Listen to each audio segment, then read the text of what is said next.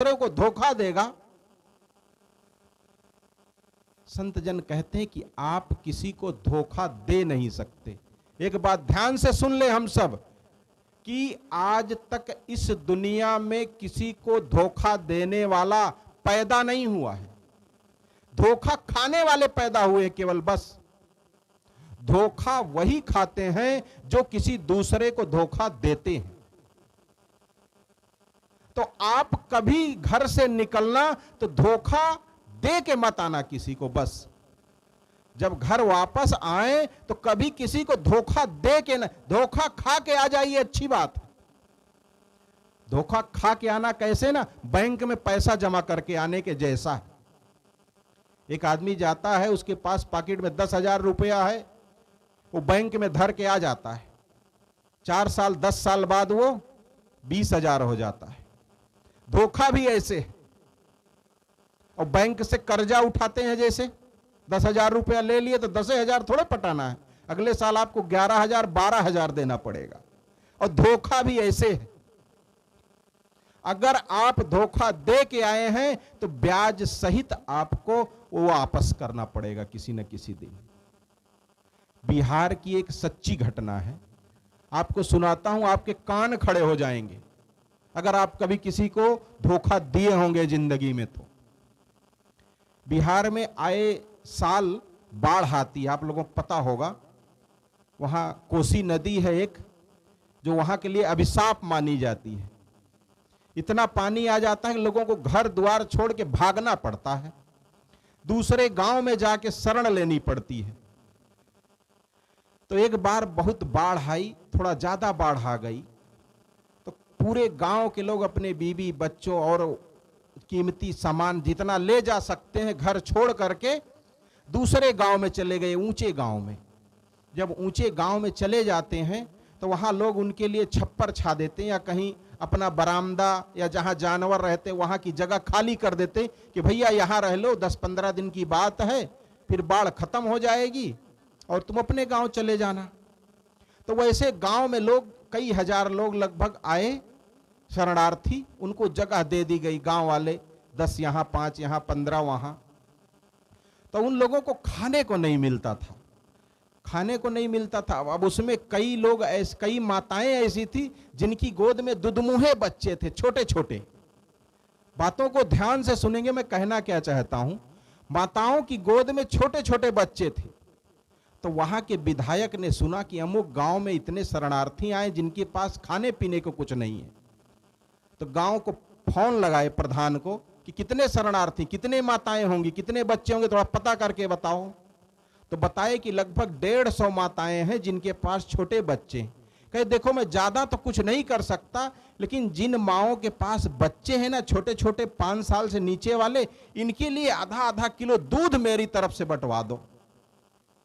तो कहे दूध तो यहां मिल नहीं पाएगा सर। कहे कोई बात नहीं, मैं यहां से 10 कुंटल सूखा दूध भेज देता हूं, तुम्हारे घर में रखा रहेगा, तुम रोज इसको अपने नौकर से या कैसे भी करके ये काम करवा दो। सब जिन जिन माओं के पास बच्चे हैं वो लोग तो अपना खिचड़ी दाल कुछ भी खा लेंगे, लेकिन बच्चे तो खाएंगे नहीं, इसलिए उनको ये दूध का पैकेट दिलवा देना। वो प्रधान ने हाँ कह दिया। और वो विधायक ने एक टेम्पो में, एक विक्रम में दूध का पैकेट, सूखा दूध आता है पाउडर वाला, दुकान से खरीद के भेज दिया कई कुंटल दूध कि 10-15 दिन जितना दिन रहे हर दिन इन बच्चों को दूध बंटवा देना। विधायक जी गांव नहीं आ पाए। दूध प्रधान जी के घर आया और एक कमरे में रख दिया गया। दूध किसी बच्चे को नहीं बांटा गया। रोज उस दूध की उनके घर में खीर बनती, अपना खाते और प्रधान जी का एक छोटा बेटा था वो खीर खाता, और नौकर चाकर जितना थे खूब खाते। जैसे तैसे करके 10-15 दिन बीत गया। किसी के जिनके लिए दूध आया था उन बच्चों को पता भी नहीं चली कि हमारे लिए दूध भी कोई अन्नदाता भेजा है। उनको दूध की सुगंध भी नहीं आई, और दूध प्रधान जी खा करके खत्म कर दिए, अपने सगे संबंधियों में दे करके पूरा बांट बूट के जो उनके खास थे खत्म हो गया।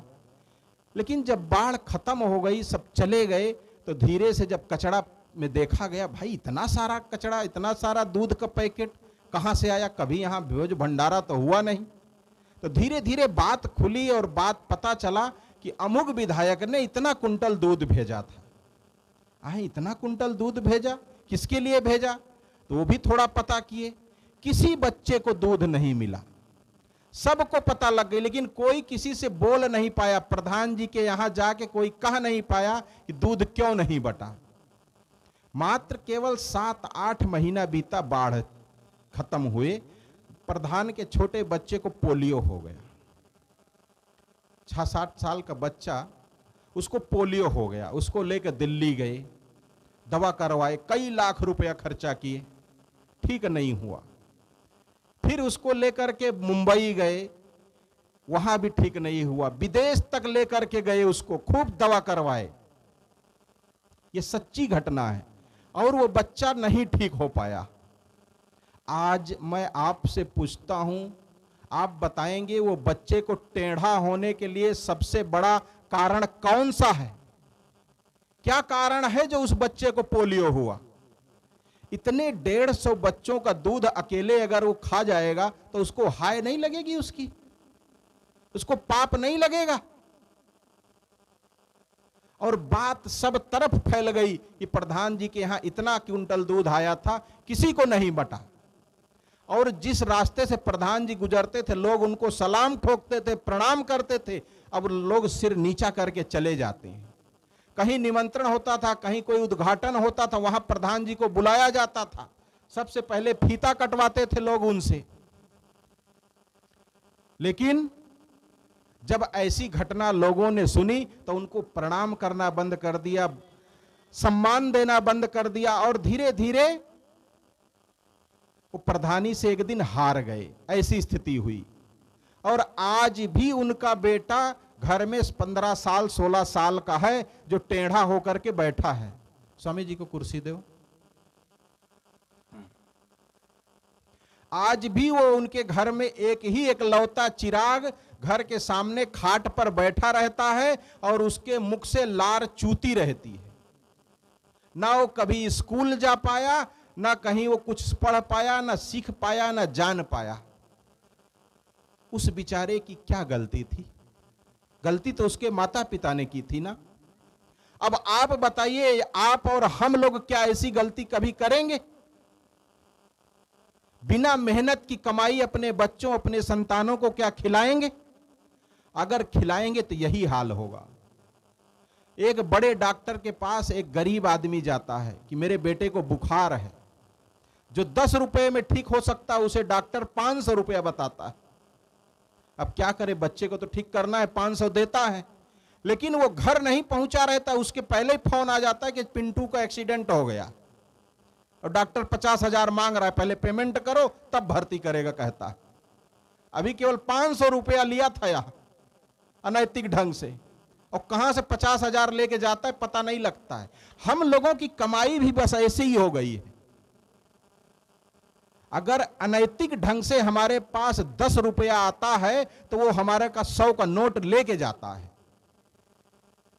कर्म प्रधान विश्व रचि राखा, और जो जस करे सो तस फल चाखा। अगर उतने, ये बात थोड़ा अटपटी लगती है आपको, उतने नहीं चाखता, उससे ज्यादा चखना पड़ता है। अगर थोड़ा सा किसी के साथ गलत कर दो तो उतने गलत नहीं होगा, आपको ब्याज सहित मिलेगा।